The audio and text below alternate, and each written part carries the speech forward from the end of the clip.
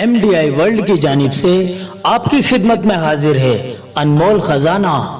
बिस्मिल्लाहिर्रहमानिर्रहीम। अस्सलामु अलैकुम नाजरीन, उम्मीद करते हैं आप सभी लोग खैर और आफियत से होंगे।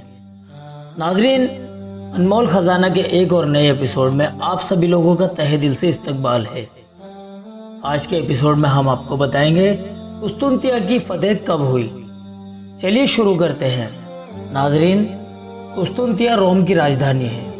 कुस्तुनतिया का नाम रोम के बादशाह कुस्तुनतीन के नाम पर रखा गया था। कुस्तुनतीन रोम का बादशाह था जिसने ये शहर बसाया था, इसीलिए उसी के नाम पर इस शहर का नाम कुस्तुनतिया रखा गया।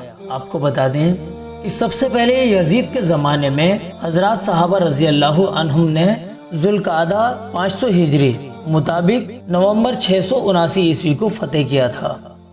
फिर ये शहर बाद में मुसलमानों के हाथ से निकल गया था। फिर दूसरी मर्तबा तुर्की के बादशाह मोहम्मद फतेह रहमतुल्लाहि अलैह ने इसको जुमादुल उला 857 हिजरी मुताबिक मई 1453 ईस्वी को फतेह किया और फिर इसका नाम इस्तांबुल या फिर इस्लाम्बुल रखा गया। आपको बताना चाहेंगे कि ये शहर फ़िलहाल मुसलमानों के कब्ज़े में है, लेकिन आने वाले ज़माने में ये शहर मुसलमानों के हाथ से निकल जाएगा और दज्जाल के निकलने से पहले हज़रत इमाम मेहदी रज़ी अल्लाहु अन्हु इस शहर को फतेह करेंगे और फिर ये शहर दोबारा मुसलमानों के कब्ज़े में आ जाएगा।